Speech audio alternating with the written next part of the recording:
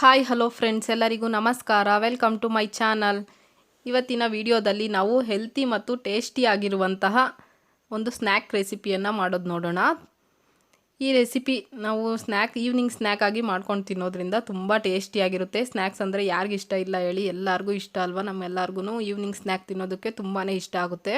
ಹಾಗೆ weight loss ಮಾಡಬೇಕು ಅನ್ನೋದು ಕೂಡ ಎಲ್ಲರಿಗೂ ಇಷ್ಟ. ನಾವು ಈ ಸ್ನ್ಯಾಕನ್ನು ಮಾಡ್ಕೊಂಡು ತಿನ್ನೋದ್ರಿಂದ ಟೇಸ್ಟಿಯಾಗಿ ಕೂಡ ಇರುತ್ತೆ, ಹಾಗೆ ವೆಯ್ಟ್ ಲಾಸ್ ಕೂಡ ಈಸಿಯಾಗಿ ಮಾಡ್ಕೊಳ್ಬೋದು. ವೆಯ್ಟ್ ಗೇನ್ ಆಗೋದಿಲ್ಲ. ಇದರಲ್ಲಿ ತುಂಬ ಹೆಲ್ತಿ ಡಿಶ್ ಅಂತಲೇ ಹೇಳ್ಬೋದು. ಈ ರೆಸಿಪಿ ಮಾಡೋದಕ್ಕೆ ನಾವು ಮೊದಲಿಗೆ ಇಲ್ಲಿ ಚಪಾತಿ ಹಿಟ್ಟನ್ನು ಕಲಸಿ ಇಟ್ಕೊಂಡಿದ್ದೀನಿ. ನಾವು ನಾರ್ಮಲ್ ಚಪಾತಿಗೆ ಕಲಿಸ್ತೀವಲ್ಲ, ಗೋಧಿ ಹಿಟ್ಟು, ವೀಟ್ ಫ್ಲೋರ್, ಅದನ್ನೇ ಕಲಸಿ ಇಟ್ಕೊಂಡಿರೋದು. ಅದಕ್ಕೆ ಈಗ ಅದ್ರ ಫಿಲ್ಲಿಂಗ್ ಮಾಡೋದಕ್ಕೆ ವೆಜಿಟೇಬಲ್ಸನ್ನು ತೊಗೊಂಡಿದ್ದೀನಿ. ನೋಡ್ಬೋದು ಇಲ್ಲಿ ಹೂಕೋಸು, ಕ್ಯಾರೆಟು ಮತ್ತು ಕ್ಯಾಪ್ಸಿಕಮ್ ಹಾಗೆ ಹಸಿ ಬಟಾಣಿಯನ್ನು ತೆಗೆದುಕೊಂಡಿದ್ದೀನಿ. ಕ್ಯಾರೆಟ್ ಎಲ್ಲ ತುರಿದು ಇಟ್ಕೊಂಡಿದ್ದೀನಿ. ಈಗ ಒಂದು ಪ್ಯಾನ್ಗೆ ಎಣ್ಣೆ ಮತ್ತು ಸಾಸಿವೆ, ಜೀರಿಗೆ, ಕರಿಬೇವು ಹಾಗೆ ಹೆಚ್ಕೊಂಡಿರೋಂತಹ ಈರುಳ್ಳಿ ಸೇರಿಸ್ಕೊಂಡು ಫ್ರೈ ಮಾಡ್ಕೊಳ್ಳೋಣ. ಈರುಳ್ಳಿ ಸ್ವಲ್ಪ ಫ್ರೈ ಆಗಲಿ ಸಾಕು, ಜಾಸ್ತಿ ಏನು ಫ್ರೈ ಆಗೋ ಅವಶ್ಯಕತೆ ಇಲ್ಲ. ಈಗ ನಾವು ತೊಗೊಂಡಿರೋ ವೆಜಿಟೇಬಲ್ಸ್ ಎಲ್ಲ ಸೇರಿಸ್ಕೊಂಡಿದ್ದೀನಿ. ಇದಕ್ಕೆ ನೀವು ಯಾವುದೇ ಥರ ವೆಜಿಟೇಬಲ್ಸ್ ಸಹ ಹಾಕ್ಕೊಳ್ಬೋದು. ಸ್ವೀಟ್ ಕಾರ್ನ್ ಹಾಕ್ಕೊಳ್ಬೋದು, ಬೀನ್ಸ್ ಹಾಕ್ಕೊಳ್ಬೋದು, ಮನೆಯಲ್ಲಿ ಯಾವುದಿರುತ್ತಲ್ಲ ಅದನ್ನೇ ಸೇರಿಸ್ಕೊಂಡು ಮಾಡ್ಕೊಳ್ಬೋದು ಹೆಲ್ತಿಯಾಗಿ. ಕ್ಯಾರೆಟ್ ತುರಿದಿರೋದು ಹಾಕ್ಕೊಂಡಿದ್ದೀನಿ, ಹಾಗೆ ಹಸಿ ಬಟಾಣಿ, ಕ್ಯಾಪ್ಸಿಕಮ್ ಮತ್ತು ಚಿಕ್ಕದಾಗಿ ಹೂಕೋಸನ್ನು ಹೆಚ್ಕೊಂಡು ಸೇರಿಸ್ಕೊಂಡಿದ್ದೀನಿ. ನೀವು ಕ್ಯಾಬೇಜ್ ಸಹ ಹಾಕ್ಕೊಳ್ಬೋದು.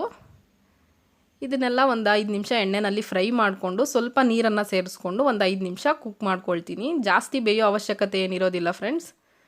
ಈಗ ಸ್ವಲ್ಪ ಕುಕ್ ಆದಮೇಲೆ ಇದಕ್ಕೆ ಖಾರಕ್ಕೆ ಒಂದು ಸ್ವಲ್ಪ ಖಾರದ ಪುಡಿ, ಸ್ವಲ್ಪ ಚಾಟ್ ಮಸಾಲ ಸೇರಿಸ್ಕೊಳ್ತೀನಿ. ಸ್ವಲ್ಪ ಟ್ಯಾಂಗಿ ಆಗಿರಲಿ ಅನ್ನೋದಕ್ಕೋಸ್ಕರ ಇದನ್ನೆಲ್ಲ ಫ್ರೈ ಮಾಡ್ಕೊಳ್ಳಿ. ಇಷ್ಟೇ, ಇದಕ್ಕೆ ಹೆಚ್ಚು ಮಸಾಲೆಗಳೇನು ಆ್ಯಡ್ ಮಾಡೋದಕ್ಕೆ ಹೋಗಬೇಡಿ. ಟೇಸ್ಟ್ ಸ್ವಲ್ಪ ಡಿಫ್ರೆಂಟ್ ಆಗಿಬಿಡುತ್ತೆ, ಚೆನ್ನಾಗಿರೋದಿಲ್ಲ. ಹೀಗೆ ಸಿಂಪಲ್ ಆಗಿರಬೇಕು ಇದು. ರುಚಿಗೆ ತಕ್ಕಷ್ಟು ಉಪ್ಪನ್ನು ಸಹ ಸೇರಿಸ್ಕೊಂಡು ಫ್ರೈ ಮಾಡ್ಕೊಳ್ಳಿ.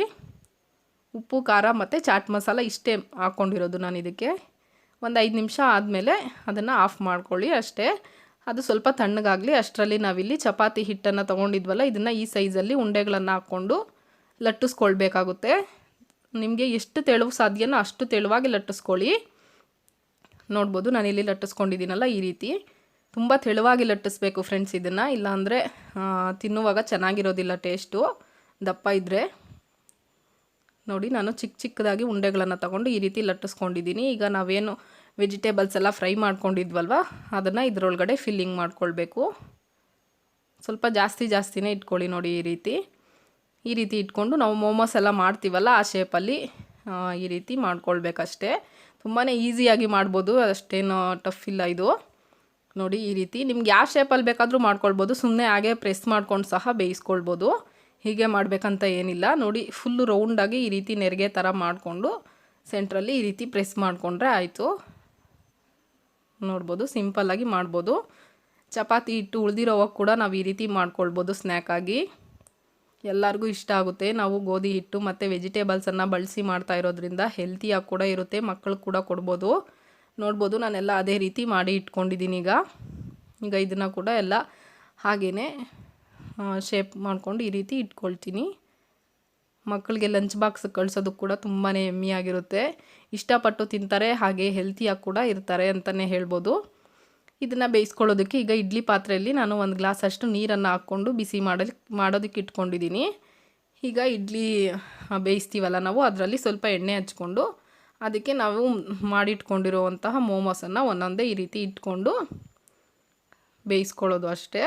ಒಂದು 10ರಿಂದ 15 ನಿಮಿಷ ಸ್ಟೀಮ್ ಮಾಡಿಕೊಂಡ್ರೆ ಸಾಕಾಗುತ್ತೆ.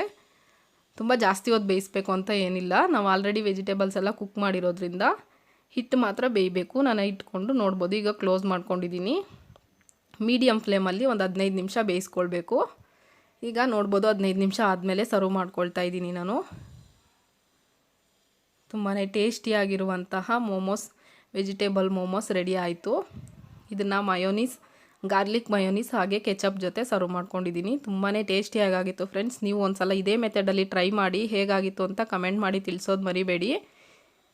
ಒಳಗಡೆ ನಾವು ಸ್ಟಫಿಂಗ್ ಮಾಡಿರೋದು ಕೂಡ ತುಂಬಾ ಚೆನ್ನಾಗಿ ಟೇಸ್ಟಿಯಾಗಿರುತ್ತೆ. ಹೆಚ್ಚು ಮಸಾಲೆ ಎಲ್ಲ ಬಳಸೋದಕ್ಕೆ ಹೋಗಬೇಡಿ. ಅದಕ್ಕೆ ಈ ರೆಸಿಪಿ ನಿಮ್ಮೆಲ್ಲರಿಗೂ ಇಷ್ಟ ಆಗುತ್ತೆ ಅಂದ್ಕೊಳ್ತೀನಿ. ಇಷ್ಟ ಆದರೆ ಪ್ಲೀಸ್ ನಮ್ಮ ಚಾನಲ್ನ ಸಬ್ಸ್ಕ್ರೈಬ್ ಮಾಡ್ಕೊಂಡು ಸಪೋರ್ಟ್ ಮಾಡಿ, ಹಾಗೆ ಒಂದು ಲೈಕ್ ಬಟನ್ ಕೂಡ ಕ್ಲಿಕ್ ಮಾಡಿ ಫ್ರೆಂಡ್ಸ್. ಸಿಗೋಣ ಮುಂದಿನ ವೀಡಿಯೋದಲ್ಲಿ. Until then bye. Thanks for watching.